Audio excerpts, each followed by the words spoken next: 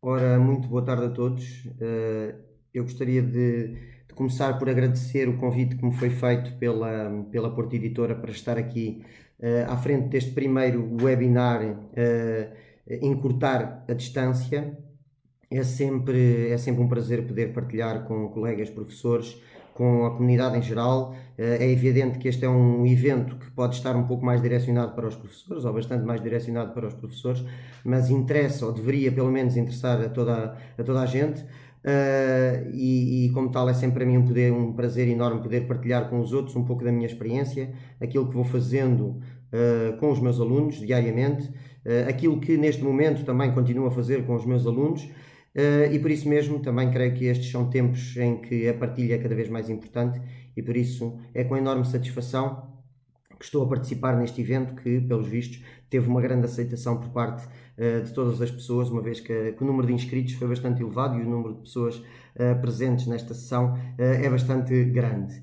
Iria então começar a minha apresentação por referir que, se calhar, referir um pouco acerca da minha história, de quem sou eu. Eu sou o professor Rui, sou o professor Rui Lima, sou professor e diretor pedagógico no Colégio Monte Flor. Tenho estado envolvido em várias iniciativas relacionadas com a educação e com a inovação pedagógica, nomeadamente no que diz respeito às tecnologias educativas e gestão de projetos em contexto de aprendizagem. Esta ideia de projetos em contexto de aprendizagem tem-me acompanhado bastante nestes últimos anos. E também é nesse âmbito que eu tenho estado envolvido tanto com a Porto Editora, com o Ministério da Educação, também em vários projetos, com a European Schoolnet, e isso também, o envolvimento nestes projetos fez com que eu tivesse sido convidado para escrever um livro chamado Scratch e Odoo, a quando da participação na iniciativa de iniciação à programação no ensino básico, e depois agora em 2017 para escrever um livro chamado A Escola que Temos e a Escola que Queremos, que é mais uma análise ao próprio sistema educativo e às abordagens que todos usamos nas nossas salas de aula e ao funcionamento das escolas e tudo mais, do que propriamente algo mais específico de uma determinada área. Eu trabalho no Colégio Monte Flor, é um colégio relativamente pequeno, com perto de 200 alunos, de creche, jardim de infância e primeiro ciclo. É um colégio que tem pautado o seu trabalho ao longo destes últimos anos bastante na área das tecnologias, mas mais ainda na área da aprendizagem por projetos. Aprendizagem por projetos que fazem os alunos pensar, colaborar, criar e comunicar. Eu gosto bastante destas duas últimas, do criar e do comunicar. Em todo o caso, o pensar e o colaborar também são essenciais, mas a questão de criar e comunicar tem sido algo que temos trabalhado cada vez mais, na medida em que cada vez mais no mundo em que vivemos é essencial sermos criativos e sermos capazes de comunicar. Não vivêssemos nós numa era da comunicação, da informação. Vamos continuar. E de facto eu gostaria também depois de feitas as introduções e as apresentações, gostaria de dar os parabéns aos professores que ao longo destes últimos tempos têm sido uns heróis, professores que tentaram fazer uma mudança que para mim creio que é um desafio quase impossível, de criar um sistema de ensino à distância em apenas 15 dias, que foi o período que entre o fecho das escolas e o início do terceiro período. Muitos conseguiram, outros ainda continuam a tentar e a procurar adaptar-se a esta realidade, também aos constrangimentos de algumas crianças não terem acesso precisamente à tecnologia, e por isso mesmo os parabéns a todos os professores que têm feito, como se costuma dizer, das tripas coração, para poderem continuar a desempenhar as suas funções de professores. E também parabéns por aderirem a estas iniciativas e continuarem a participar. Eu tenho estado envolvido nos últimos tempos em várias iniciativas desta natureza e a participação dos professores é sempre enorme e isso deixa-me extremamente satisfeito. E como tal, uma vez que estamos a falar de professores e uma vez que já os elogiei, agora passo à outra parte, ao também falar de algumas questões menos positivas. E uma delas é a parte da resistência, as resistências, digamos assim. nos últimos anos, apesar de agora, de um momento para o outro, sermos confrontados com uma situação em que a tecnologia tem que fazer parte da nossa vida, a verdade é que acaba por vir em contracorrente contra a corrente que vinha acontecendo há muitos anos, que era a ideia que muitos professores tinham de que a tecnologia tinha de ficar à porta da sala. Existem inclusive aqueles armários ou aquelas caixinhas de madeira para guardar os telemóveis, ignorando que os alunos têm um segundo telemóvel algumas vezes, ou os professores mesmo sabendo disso mantêm a utilização das caixinhas, mas muitos professores têm ao longo destes anos mantido a tecnologia à porta da sala de aula. E essa é uma resistência que agora bate de frente com a nossa situação que estamos a viver atualmente, em que a tecnologia acaba por ser essencial se queremos manter uma ligação aos alunos e ao seu processo de aprendizagem. Outra resistência é aquela ideia de que na minha sala mando eu e por isso mesmo, se sou eu que mando, sou eu que defino o que fazemos, como fazemos, quando fazemos. E essa é outra resistência que tem sido bastante grande, a ideia de ter abordagens mais ativas em que o aluno seja o centro do processo educativo ainda é algo que ainda encontra muitas resistências nas escolas, nas salas de aula. É verdade que muitas destas pedagogias centradas no aluno não são do século XXI, apesar de muito se falar de que estas coisas são todas novas. A verdade é que as ideias das pedagogias centradas no aluno remontam à primeira metade do século XX, por isso nada disto é novo. Agora temos ferramentas que nos permitem talvez deixar o aluno com maiores capacidades de tomar as rédeas do seu processo de aprendizagem e por isso devemos libertar-nos um pouco dessa ideia de que na nossa sala temos que ser nós a mandar. Depois outra ideia, que é outra resistência, é a resistência à colaboração.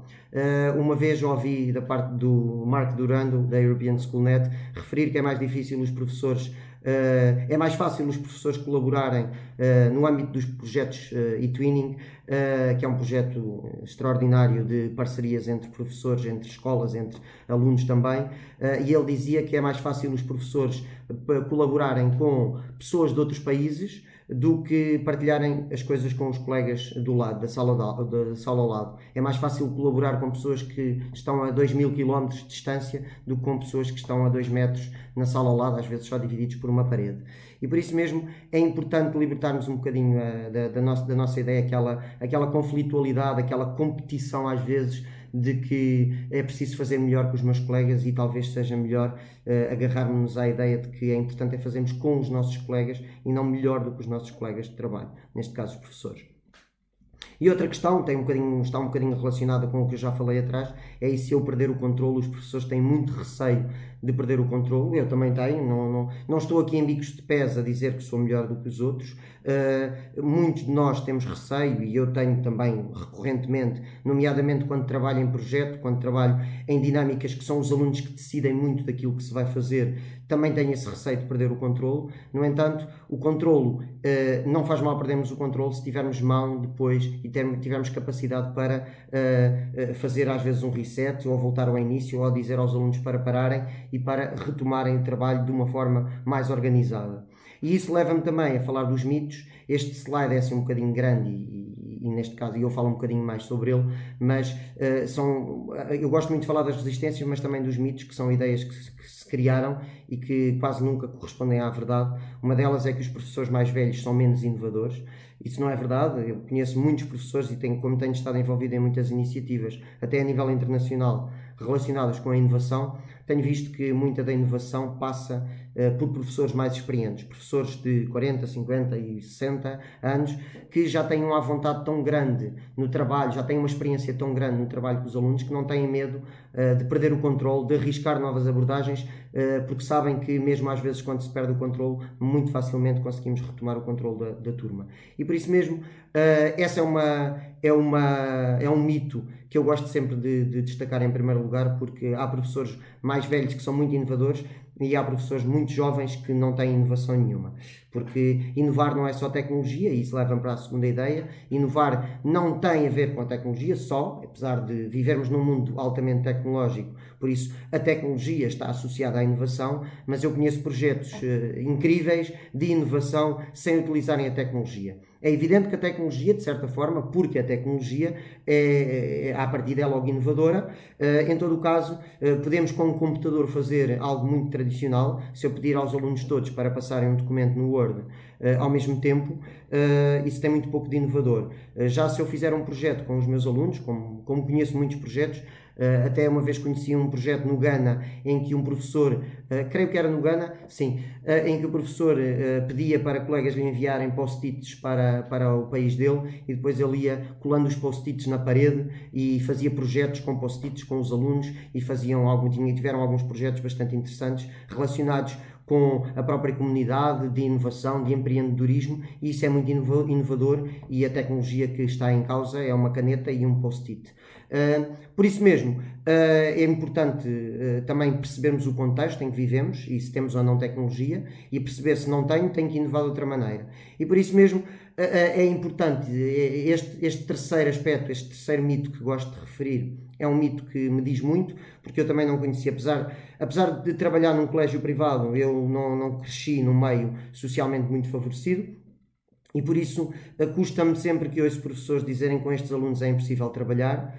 É evidente que há contextos em que não é fácil, e eu não estou a negar essa realidade. Há contextos complicados, há contextos em que o acompanhamento das famílias, a vontade dos alunos, as condições para trabalhar nas próprias escolas não é fácil trabalhar. Em todo o caso, também os projetos mais inovadores que conheço, ou muitos dos projetos mais inovadores que conheço, mais fora da caixa, são realizados em escolas, às vezes em contextos muito complicados. Esta ideia de que com alguns alunos é impossível trabalhar, remete-nos para o princípio do Pigmalião, que se calhar já alguns falaram, que é quando as expectativas que temos em relação aos nossos alunos são baixas, e eles só vão chegar àquilo que esperamos deles. Quando, por outro lado, as expectativas são altas, os alunos até podem não chegar lá ao topo, mas vão se aproximar do topo das expectativas. Por isso é muito importante nós termos expectativas altas em relação aos nossos alunos, seja em que contexto eles viverem. Depois, a última, para terminar este diapositivo, que devemos mudar para motivar os alunos. É evidente que nós, ao mudarmos as abordagens, vamos motivar os alunos, mas o motivar não deve ser o objetivo. Nós devemos mudar porque o mundo mudou, porque tudo à nossa volta mudou, a forma como comunicamos, a forma como acedemos à informação, a forma como nos relacionamos entre pessoas, como podemos ver hoje em dia, que apesar de estarmos confinados, continuamos a falar e estamos aqui nós todos. Apesar de todas essas mudanças, a escola tem mudado muito pouco, e por isso mesmo os alunos muitas vezes estão desmotivados, precisamente porque a escola não está ajustada ao mundo em que vivemos. Mas nós não devemos mudar para motivar os alunos, nós devemos mudar para ter uma escola que se adapte mais ao mundo, ou que esteja ajustada ao mundo em que vivemos. E depois eu acredito muito que os alunos se vão motivar. Essa não deve ser a razão. Normalmente, eu gosto sempre de apresentar este diapositivo porque retrata um pouco a minha experiência, mas a experiência de grande maioria dos professores que estão envolvidos em processos de inovação através dos anos. Infelizmente, nós estamos num processo de mudança de emergência, como muitos dizem, que é o ensino à distância de emergência. Muitos foram obrigados a fazer a transformação digital em 15 dias, mas a transformação digital ou qualquer tipo de transformação não se faz em 15 dias, apesar da boa vontade de toda a gente. A transformação digital tem sido algo que tem acontecido a várias escolas. Escolas espalhadas por esse mundo fora, e em Portugal, muitas escolas em Portugal têm atravessado este processo.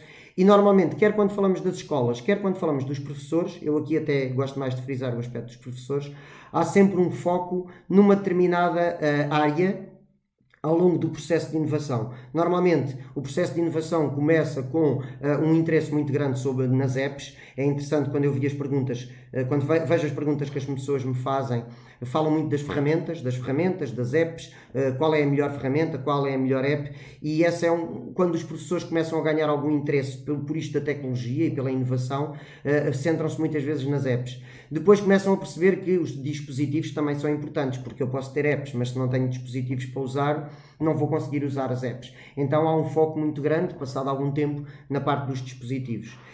Depois de terem os dispositivos, começa-se a perceber que se eu tiver dispositivos para fazer aquilo que sempre fiz, não tenho inovação nenhuma. Então começa-se a procurar ambientes educativos inovadores. Quem já ouviu falar do projeto da Future Classroom Lab, ou a Sala de Aula do Futuro, que é um termo que em Portugal nós adotamos, os ambientes educativos inovadores, é bastante mais feliz.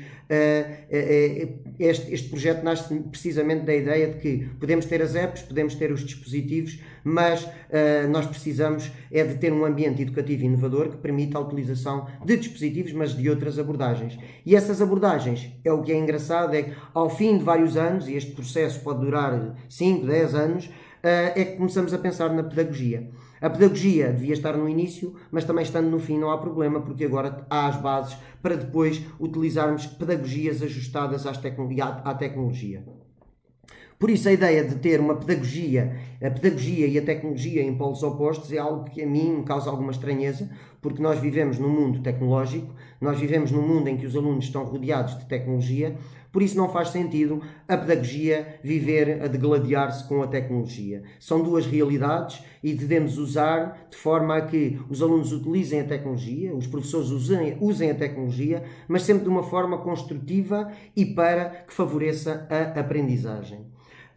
Nos últimos anos tem surgido, quando falamos das mudanças na sociedade, nós vemos que hoje em dia tudo está muito relacionado com o entertainment ou com a diversão, e o que acontece é que nos últimos anos tem surgido uma corrente que é a corrente que liga o entertainment à educação. Então nasceu o conceito de edutainment, ou seja, nós vivemos muito para o jogo, nós vivemos muito para a diversão, as séries televisivas estão na berra, digamos assim, os alunos estão constantemente agarrados ao telemóvel para jogar, os próprios adultos estão constantemente agarrados aos telemóveis para jogar, deixou de ser muito difícil estar numa fila, até mesmo agora quando as filas para o supermercado estão muito grandes, é ver as pessoas agarradas ao telemóvel a fazer o seu jogo, ou seja, esse conceito de diversão, de entretenimento foi associado à educação e surgiu um conceito que é o conceito de edutainment, é educação e entretenimento.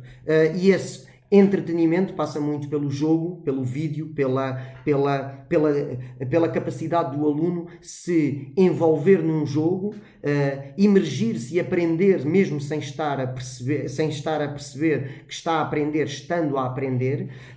Depois a interação, todos os jogos relacionados com a educação estão associados partem do pressuposto que há uma interação permanente entre o jogador e o próprio jogo, ou o dispositivo neste caso, e isto tudo para promover a diversão. Este é um conceito que tem sido ultimamente bastante falado e acaba por vir na sequência também destes dois conceitos, que é o conceito de gaming e o conceito de gamificação. Eu reparei que algumas das perguntas que as pessoas faziam, que fizeram na vossa submissão, na vossa inscrição a este webinar, muitos falavam sobre que jogos é que eu posso usar para fazer a gamificação, como é que eu posso usar o gaming para os meus alunos interagirem mais, e por isso mesmo é importante definir a diferença entre o gaming e a gamificação.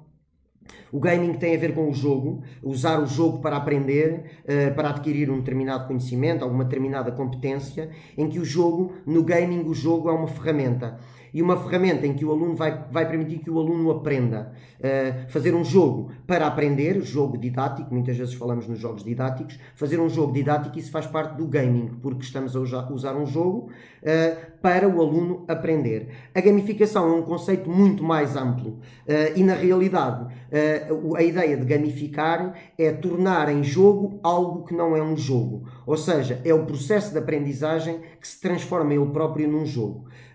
Eu vou mais à frente adiantar um bocadinho o que é este conceito de gamificação e vão perceber qual é a diferença de facto entre gaming e gamificação, apesar de eu querer começar por dizer que eu sempre fui um fã de jogos, por isso sempre fui um fã de gamings. Como cresci na época, na década de 80 e na década de 90, a minha juventude e a minha infância na década de 80 e depois a juventude na década de 90, eu fui um fã de jogos, eu jogava no Spectrum, eu depois jogava no Amiga, que foram os primeiros computadores assim acessíveis para muita gente e que estavam muito relacionados com os jogos, e eu fui um fã dos jogos, e quando me tornei professor é evidente que continuei a achar que o jogo era uma excelente forma de chegar aos alunos. E não estou a falar apenas do jogo, o jogo digital, mas também, ou o jogo interativo neste caso, mas o jogo também de tabuleiro, o jogo de movimento, o jogo dramático. Eu gosto bastante dos jogos, sou um fã dos jogos e por isso mesmo sempre usei o jogo com os meus alunos. O que acontece é que nestes últimos anos, para além de jogar, de ter vários jogos relacionados com as aprendizagens, o problema que havia sempre que trabalhava com os meus alunos, e esse ainda é um problema que acontece recorrentemente, e todos vocês com certeza que devem sentir isso, quando andamos à procura de jogos para desenvolver com os nossos alunos, esbarramos muitas vezes na questão da linguagem, da língua, do idioma, e por isso mesmo acabamos por estar sempre condicionados. Eu uso muitos jogos para a matemática. Porquê? Porque ultrapassa essa barreira, ou seja, conseguimos jogar um jogo matemático mais facilmente porque não há a barreira da língua, do idioma. No caso do português, ou no caso às vezes de outras disciplinas como as ciências, como a geografia, acabamos por esbarrar muitas vezes na parte da linguagem. Em todo o caso, com os alunos mais velhos, isso às vezes até é capaz de ser mais facilmente ultrapassável. Eu, como sou professor de primeiro ciclo, tenho sempre essa barreira da parte do jogo, da utilização do jogo com outras disciplinas que não a matemática. O que acontece é que, de repente, quando eu, no meu último grupo, eu atualmente estou com o terceiro ano, quando comecei no primeiro ano, descobri o Eu Leio, que é um recurso muito interessante que está dentro da escola virtual, que é precisamente um recurso associado ao gaming, à utilização do jogo para a aprendizagem. Nele, os alunos desenvolvem as suas competências de leitoras, a sua aprendizagem a nível da leitura do português, a aquisição, se calhar não tanto, mas essencialmente depois a consolidação das aprendizagens são feitas através do jogo. Na realidade, os alunos conseguem iniciar a sua viagem aprendendo primeiro as vogais e depois vão passando aos ditongos e depois passam às consoantes e depois trabalham os casos de leitura. Ou seja, é um recurso que permite que os alunos, de uma forma muito autónoma, e eu gosto particularmente desta ideia de os alunos poderem aprender de uma forma autónoma. Todos nós sabemos que as crianças têm diferentes ritmos de aprendizagem.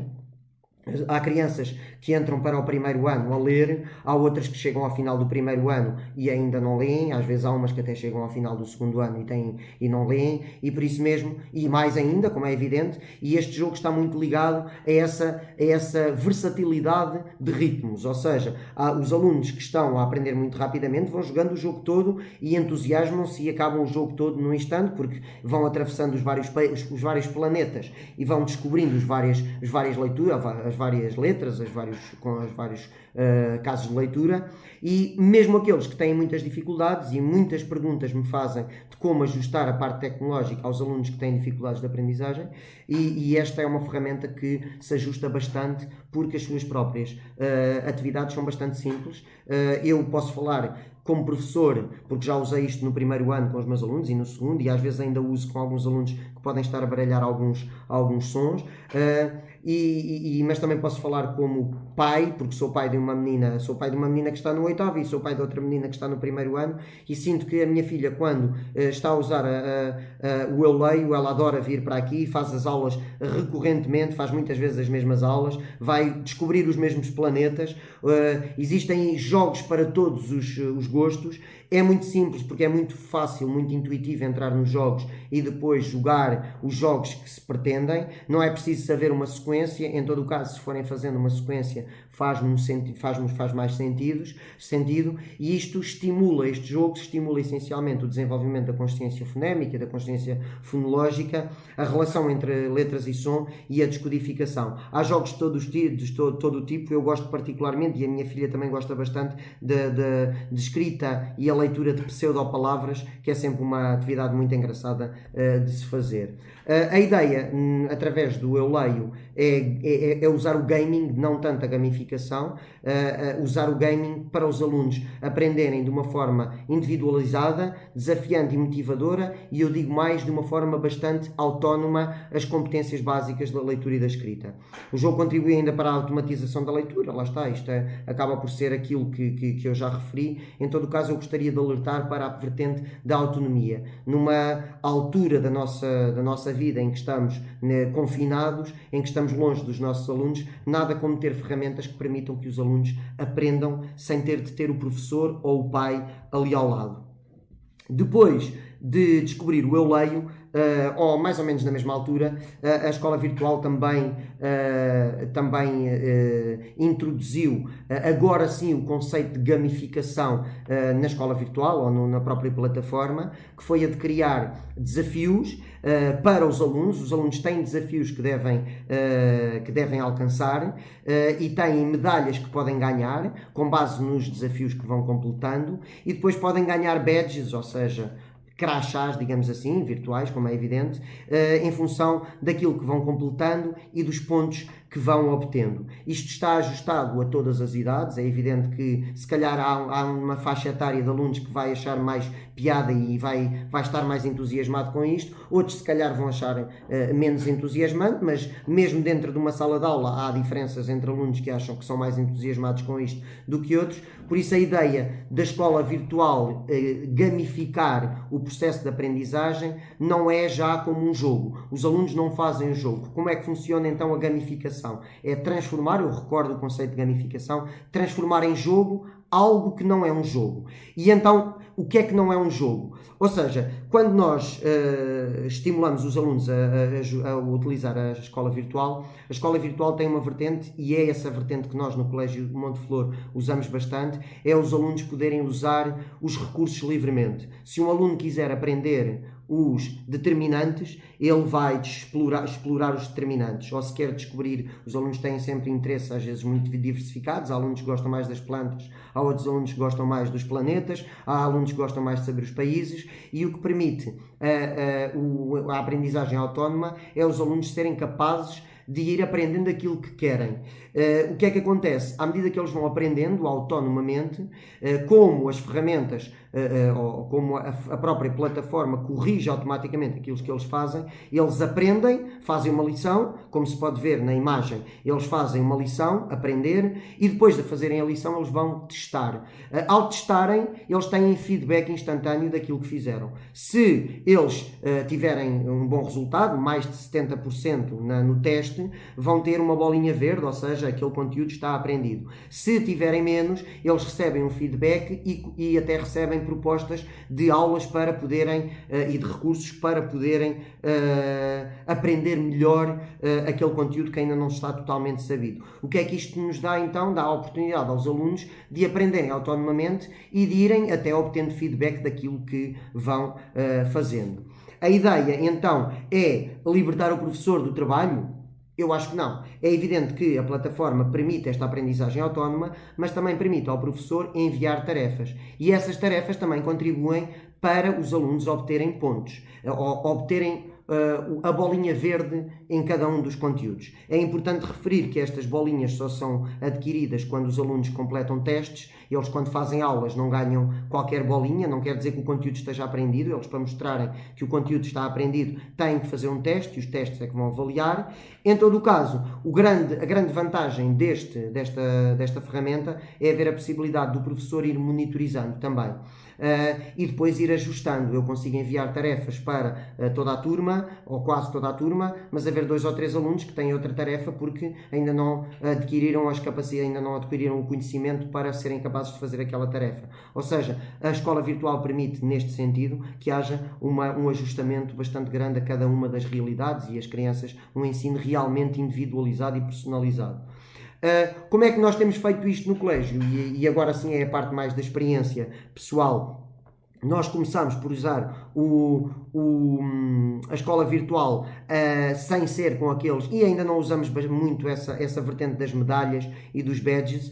Nós usamos, talvez por termos alunos mais novos, usamos uma ferramenta, se calhar um bocadinho, ou um instrumento assim mais básico, digamos assim. O objetivo é os nossos alunos, quando têm uma bolinha verde na escola virtual, quando adquirem um conteúdo qualquer, de qualquer uma das áreas, eles têm uns cartazes na sala de aula, umas grelhas, onde vão colocar as bolinhas daquilo que já sabem e vão pintar, não são bolinhas, primeiro metem bolinhas e depois é que pintam o quadradinho com os conteúdos que já sabem. O objetivo é chegar ao final do ano e ter o máximo de conteúdos aprendidos, mas eles só têm aqueles conteúdos aprendidos se obtiverem a bolinha verde na escola virtual. A ideia é depois, a posteriori, nós articularmos a parte da escola virtual com outra ferramenta muito interessante, que eu gosto bastante, que já uso há muitos anos, já devo de usar pelo menos talvez 6, 7 anos, que uso o ClassDojo, e o ClassDojo é uma ferramenta de gestão da sala de aula, de recompensa, de gamificação, precisamente, em que os alunos vão obtendo pontos e em função dos pontos que têm, eles vão ganhando recompensas. Esta ideia de articular as duas ferramentas foi muito importante porque os alunos muitas vezes viam o ClassDojo, antes disto da escola virtual, de usarmos a escola virtual desta forma, os alunos viam o ClassDojo como uma ferramenta de dar pontos se tinham uma boa tarefa, tirar pontos se tinham um comportamento menos adequado, ou falta de valores, ou alguma situação de incumprimento de regras. E quando começámos a usar o ClassDojo em articulação com a escola virtual, o ClassDojo passou a ser uma ferramenta muito mais positiva de os alunos obterem pontos em função daquilo que iam aprendendo. E depois definimos em conjunto, e isto é muito importante para os professores que pretendem usar este tipo de gamificação na sala de aula, os alunos ao final do mês que obtiverem uma determinada pontuação, digamos 60 pontos, 90 pontos, depende dos pontos que os professores dão diariamente ou semanalmente, eles obtêm um prémio. Ao final do mês podem escolher se querem um dia sem farda, porque o colégio tem uniforme, por isso se querem um dia sem farda, se querem almoçar com a diretora, que é sempre uma que eles gostam bastante, principalmente os do 4º ano, levam uma lista de reclamações ou de pedidos que querem fazer à direção do colégio. Trabalhar na mesa do professor também tem grande interesse, e estas recompensas são definidas no início do ano pela turma toda. É muito importante envolver as crianças neste processo. O que acontece é que este ano, mais precisamente agora, isto foi a minha aprendizagem promovida que fui obrigado a fazer esta aprendizagem graças ao coronavírus, foi descobrir o SOS Terra. O SOS Terra junta tudo aquilo que eu estive a falar. Junta o gaming, mas também junta a gamificação. É um jogo, mas ao mesmo tempo permite que os alunos colaborem, que os alunos aprendam, que os alunos sejam avaliados e que, de certa forma, sejam capazes de ser autónomos e que sejam capazes de aprender sem ter de ter o professor constantemente a monitorizar o que eles estão a fazer. A ideia do SOS Terra é o planeta Terra estar a atravessar um grave problema ambiental, digamos assim, e então o que acontece, até é que podemos trabalhar até alguns conceitos associados à educação ambiental, e o objetivo é os alunos serem capazes de reativar os biodomos, que são aquelas cúpulas que se pode ver ali, e eles reativam ou ativam em função de um conjunto de perguntas e respostas, em função de um conjunto de respostas que dão às perguntas, digamos assim, sobre determinados conteúdos. Ou seja, o primeiro conteúdo, o primeiro biodomo é ativado se eles responderem a perguntas relacionadas com o texto informativo e com o texto e com a banda desenhada. Depois há um conjunto enorme, agora não sei precisar quantos biodomos são, mas creio que são 40, serão, não tenho a certeza de quantos é que são. Depois poderão ver, até é uma boa forma de irem procurar a ferramenta, o SOS Terra, este jogo na escola virtual, mas a ideia é então eles trabalharem e ativarem aqueles biodomos em função do que querem aprender. O que é que acontece? E essa é a parte que eu mais gosto, os alunos são agrupados em tribos, nós criamos tribos, eles são associados a uma tribo e cada tribo tem objetivos. Esses objetivos são colocados por nós, ou também em conjunto com os alunos, também podemos criar em conjunto com os alunos, até bastante mais positivo, e depois podemos ir recompensando. Eles ganham pontos, ou ganham medalhas, ou moedas neste caso, não é medalhas, perdão. Eles ganham moedas em função de ativarem os biodomos, mas também podem ganhar moedas que o professor atribui. Por exemplo, ali atribuo 3 moedas se os alunos ajudarem os colegas. Uma moeda se eles cumprirem qualquer tarefa ou se participarem. Então, estas moedas são atribuídas aos alunos para além daquelas moedas que eles ganham quando ativam os biodomos. Por fim, cada vez que uma equipa alcança um objetivo, que eu normalmente defino como 100 pontos, tenho um prémio que lhes dou. Eu atualmente, neste contexto de ensino à distância, os pontos que lhes dou, eles têm um conjunto de tarefas, se calhar para explicar um bocadinho assim muito rapidamente. No colégio, os alunos têm um conjunto de tarefas semanais que têm que completar, já era assim antes desta situação de estarmos confinados, agora continua a ser. Eles, para além das atividades que têm que fazer diariamente, têm um conjunto de tarefas semanais que vão gerindo como quiserem, que vão fazendo quando quiserem, têm que chegar ao final da semana e ter o trabalho terminado, e em função deles terem os pontos, de ganharem os pontos que eu defini à tribo, os membros dessa tribo podem escolher não fazer uma tarefa ou então a tarefa valer a dobrar, que eles depois ganham pontos em função das tarefas que vão concluindo.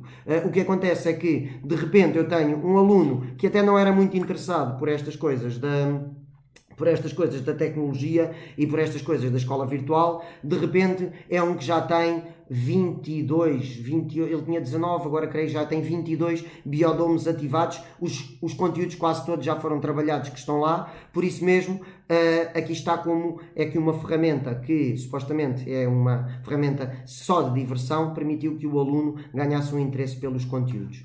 Por isso o objetivo, como eu vou pegando naquela ideia que estávamos há pouco a falar do edutainment, ou que eu estava a falar do edutainment, e falar e dizer que a ideia é os alunos participarem com entusiasmo, haver o envolvimento, aprenderem sem se aperceberem, o conceito de imersão, estão imersos na aprendizagem, nem se apercebem, trabalharem colaborativamente e, muito importante, divertirem-se ao longo deste processo de aprendizagem. E por isso mesmo, quando olhamos para esta abordagem, passa muito pela ideia de retirar o foco, e muitas vezes nós, professores, queremos estar no centro do processo de aprendizagem, do processo educativo, digamos assim, e neste caso é a ideia de colocar o aluno mais no centro. É evidente que virão sempre alguns argumentar que o aluno no centro está no polo oposto de uma escola para o conhecimento, para a exigência, para o rigor. Nada disto corresponde à verdade, quanto ao trabalho que eu acredito que deve ser feito. Uma pedagogia centrada no aluno só dá a oportunidade de nós trabalharmos especificamente com cada aluno, de nós chegarmos às características de cada aluno e o aluno também ter capacidade de gerir os seus ritmos e de gerir as suas capacidades e as suas dificuldades também. O conhecimento nunca deve ser colocado de lado, e como nós vimos através destes jogos que eu estive aqui a mostrar, ou da plataforma da escola virtual, o conhecimento está sempre presente. Aliás, qualquer que seja a abordagem centrada no aluno, seja o trabalho de projeto, seja o trabalho centrado a partir das perguntas, o Inquiry-Based Learning, que é mais conhecido por Inquiry-Based Learning, que é baseado em perguntas, quer o ensino pela investigação, que normalmente estão sempre centrados no aluno, vivem essencialmente do conhecimento. Sem conhecimento é impossível desenvolver um projeto. Sem conhecimento é impossível investigar o que quer que seja. Por isso, eu não gosto nada de ver esta ideia de que o conhecimento se contrapõe às pedagogias centradas nos alunos. E por isso, eu gostava de terminar, e estamos a aproximar-nos do fim desta apresentação, gostava de terminar falando um pouco da realidade que vivemos. Muitas das perguntas que vocês fizeram centram-se precisamente na ideia de que, no contexto em que vivemos, temos muitas limitações. É evidente que nós tínhamos uma expectativa, talvez, de que trabalhar a partir de casa seria algo que nos obrigaria a trabalhar bastante, mas que não era bem a realidade que estamos a viver, muitas vezes com o mundo a desabar à nossa volta e nós a termos que fazer 1001 tarefas para chegar aos nossos alunos. O que nos obrigou a todos a fazer foi a sair da zona de conforto. Fomos obrigados a sair daquilo que muitas vezes até achávamos que não era muito importante, e eu não estou a falar só da tecnologia, estou a falar de muitas outras coisas. porque nós, ao sairmos da zona de conforto, foi preciso sair da caixa. Mas saímos realmente da caixa? E essa é uma pergunta que a mim me tem apoquentado bastante ao longo dos últimos tempos, porque o que nós vemos é que nós saímos da nossa zona de conforto, estamos muito preocupados com a tecnologia, estamos muito preocupados em qual é a melhor plataforma, se o Moodle, se o Classroom, se o Teams, se o Edmodo, tantas plataformas, e a nossa principal preocupação, mais ou menos como aquilo que eu disse um pouco mais atrás, a nossa preocupação devia de ser a pedagogia. E por isso mesmo, o que deve implicar sair da caixa, essencialmente, é encontrar outros caminhos. Não é o caminho de transmitir as aulas aos nossos alunos por videoconferência, até em alguns casos pessoas que já nem faziam aquele ensino mais tradicional, que tem o seu espaço na sala de aula, também há espaço para um ensino em que o professor está a explicar, a falar em frente à turma. Mas temos que encontrar outros caminhos, principalmente nos tempos em que vivemos, por isso é preciso alterar abordagens pedagógicas. Havia professores que no seu dia-a-dia, e eu conheço muitos professores que no seu dia-a-dia já não tinham esse tipo de abordagem, o professor, o conhecido mestre-escola, que fala e os alunos ouvem, e agora, no modelo à distância, passou a ter essa abordagem, ou seja, deu 2 passos para trás. Por isso, o que é importante é nós definirmos estratégias para ensinar à distância. Eu preferia utilizar antes o termo para os alunos aprenderem à distância.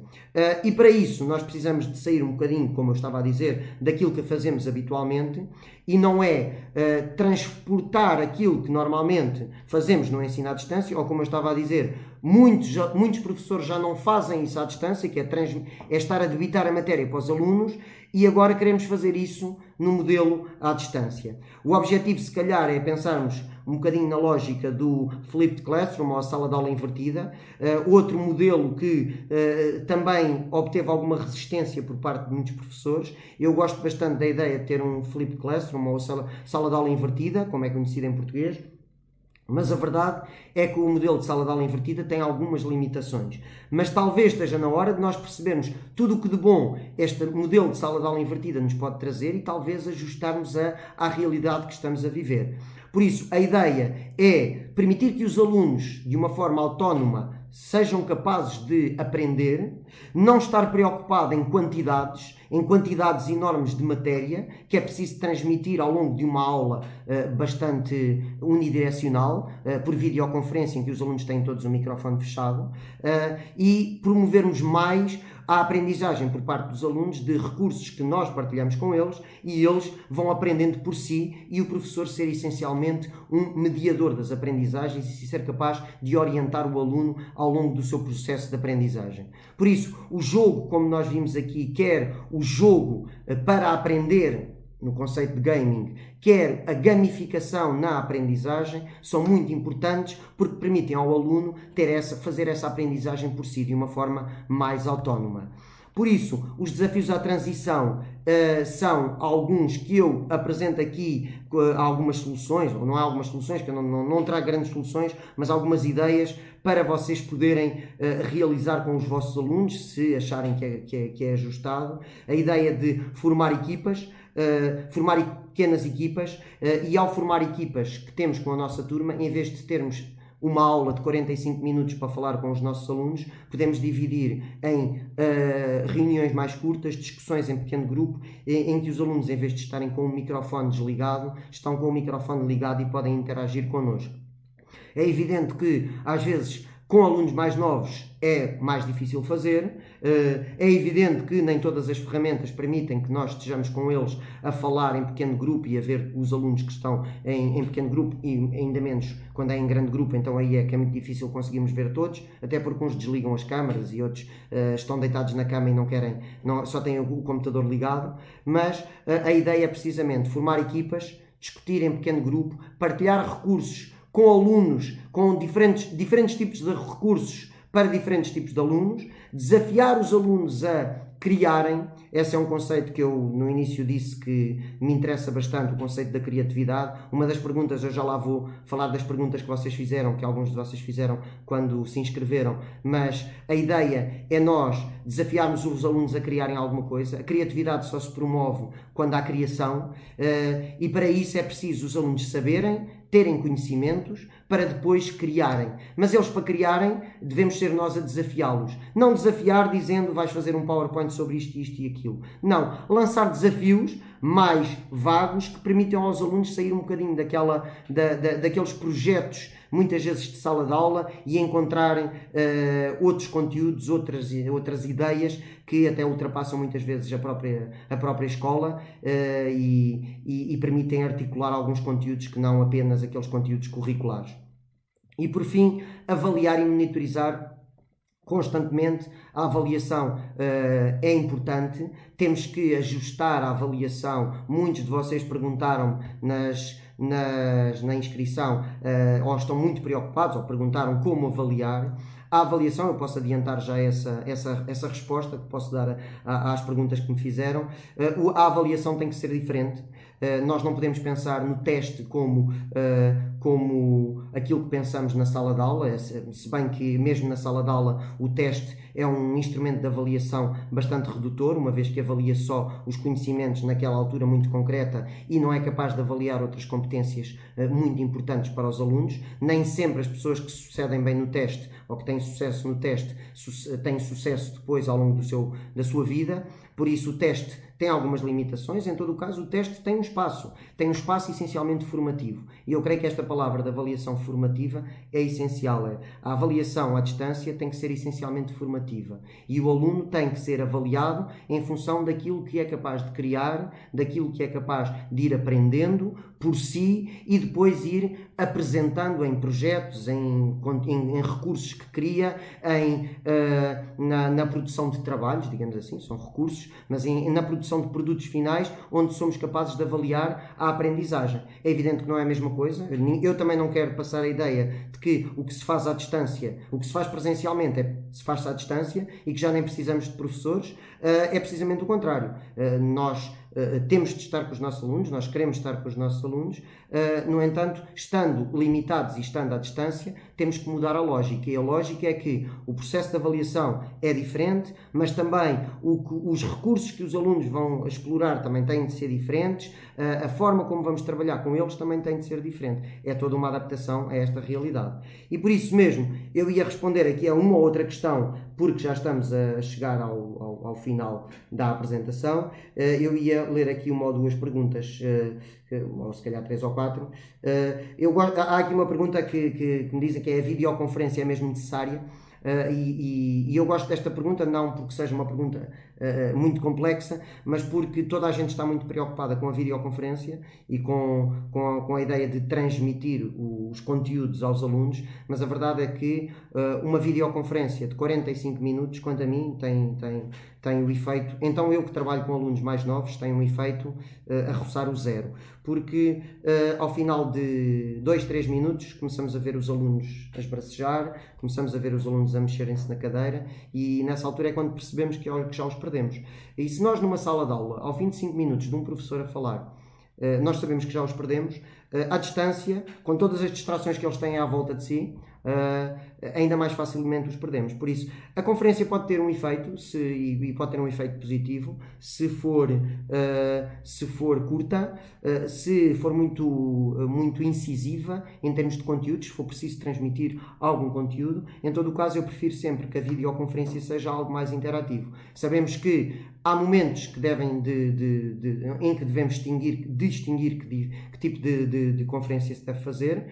Eu faço com os meus alunos todos os dias uma videoconferência em que é mais falar eu para eles, que terá sempre 5, 10 minutos, se calhar um bocadinho mais se eles tiverem algumas dúvidas, e depois há um momento, todos os dias também, de pequeno grupo, com vários grupos, em que interagimos, em que falamos, em que definimos os projetos que vamos fazer, os alunos continuam a trabalhar em projeto. Se nós trabalhamos em projeto presencialmente, não podemos andar para trás e deixar de utilizar projetos, por isso a ideia é manter as duas lógicas, é haver a videoconferência para a generalidade dos alunos, mas curtas, sessões muito curtas, e depois videoconferências, se calhar com pequenos grupos, não é se calhar, é mesmo com pequenos grupos, em que possa haver maior interação. Tenho aqui uma pergunta, quais os pontos principais a explorar nesta situação em que nos encontramos à distância? Eu creio que nós devemos explorar essencialmente devemos continuar a trabalhar as competências essenciais aos alunos, devemos continuar a promover as competências para o século XXI, e não estamos só a falar da tecnologia. Eu falei da colaboração, falei da criatividade, falei do pensamento crítico, da comunicação.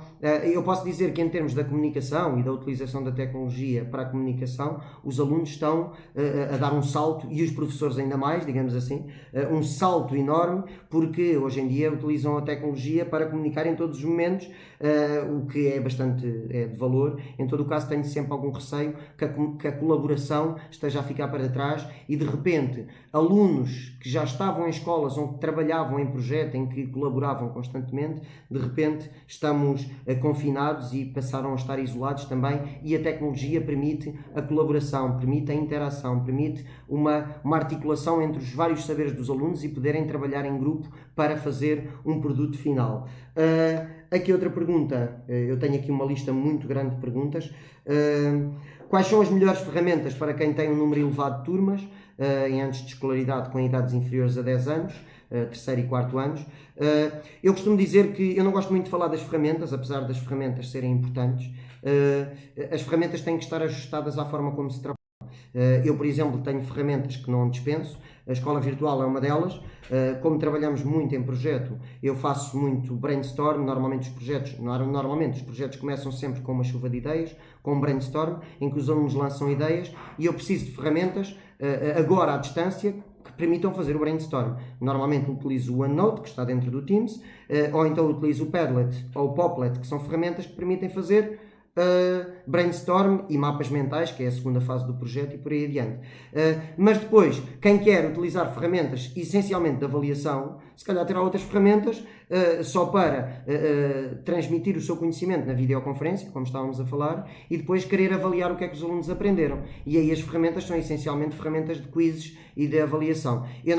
Na minha ótica, não é tanto esse o caminho que devemos seguir, até porque é muito difícil aferir à distância se os alunos estão a fazer aquilo, são os pais que estão a fazer, são eles que estão a fazer, e muitas vezes é uma preocupação muito grande. Eu creio que não é esse o caminho que devemos tomar. Em todo o caso, as ferramentas, eu gosto sempre de dizer, as ferramentas são como a bico laranja e a bico cristal. Se nós não soubermos escrever, tanto faz termos uma ou termos outra. Cada pessoa usa aquela que mais gosta. Se calhar, se tivermos aqui professores muito jovens, não se lembram do anúncio da bico laranja e bico cristal, mas também não há muitos professores jovens em Portugal, por isso toda a gente se deve lembrar. Quem prefere escrever com a bico laranja, utiliza a bico laranja. Quem quer a bico cristal, usa a bico cristal. E as ferramentas digitais é precisamente a mesma coisa. Quem gosta mais de usar uma determinada ferramenta para mapas mentais, utiliza. Quem gosta mais de outras ferramentas, para outros mapas, ou para mapas mentais, utiliza outra ferramenta. Cada um deve procurar as ferramentas que mais se ajustam. Em todo o caso, há inúmeras ferramentas que podemos usar, quer para esta abordagem de projeto, quer para as questões, para os quizzes, para a avaliação. Depois, aqui outra pergunta. Eu gosto também bastante desta pergunta. Quais as vantagens da gamificação, vantagens e desvantagens na gamificação e educação? E esta pergunta vem na sequência de outra pergunta que diz que os alunos, a ver se eu consigo encontrar aqui, que era, os alunos ficam, não era preguiçosos, a ver se eu consigo, será que a gamificação não habitua o aluno a uma certa preguiça mental? Eu gosto de dizer que o tipo de trabalho que nós fazemos, os jogos que nós fazemos devem ser jogos, ou neste caso a gamificação deve de promover a aprendizagem, deve promover a exigência, deve promover o rigor. Como em tudo na vida, nós não podemos ver só vantagens ou só desvantagens. De facto, o meu grande problema com a abordagem baseada no jogo, ou na gamificação, ou no gaming, passa muito pela dependência que os alunos ficam dos dispositivos. Não tanto em termos de preguiça mental. Eu creio que essa preguiça mental combate-se essencialmente na forma como nós trabalhamos com os alunos. Desafiarmos os alunos. Preguiça mental é nós estarmos a debitar matéria e depois eles só terem que vomitar a matéria para um teste. Isso creio que seja preguiça mental, porque é só despejar a matéria que aprenderam. Se nós os desafiarmos a resolver problemas, não só problemas de matemática, que é muitas vezes a única coisa que pensamos quando falamos de problemas, mas problemas reais, problemas do dia-a-dia, problemas de conflitos entre colegas, problemas da escola, estamos a desafiá-los a pensarem, a encontrarem solução para os problemas. E isso é a melhor arma que se pode ter contra a preguiça mental, é eles pensarem em formas de resolver problemas. Por isso é que no trabalho que eu faço todos os dias com os meus alunos, a maior parte dos projetos, ou todos os projetos, não é a maior parte, todos os projetos começam a partir de uma pergunta que os vai obrigar a pensar e a obrigar a criar alguma coisa que vá dar resposta à pergunta que eu fiz. Eu creio que muito mais havia por dizer, 1 hora se calhar não é suficiente. Eu pensava que não tinha coisas para dizer numa hora, mas afinal já me apercebi que 1 hora não dava para eu falar tudo aquilo que queria. Em todo o caso, fica aqui o meu voto de satisfação por vos ter aqui nesta sessão. Espero que tenham gostado. Poderão ter a oportunidade de deixar mensagens, de falar sobre isto, e eu eventualmente até poderei responder a outras questões se for possível. Agradeço mais uma vez a participação, obrigado, foi um prazer estar aqui. Para a minha primeira experiência em um webinar no YouTube foi uma experiência muito agradável e espero que também para vocês tenha sido. Adeus e obrigado.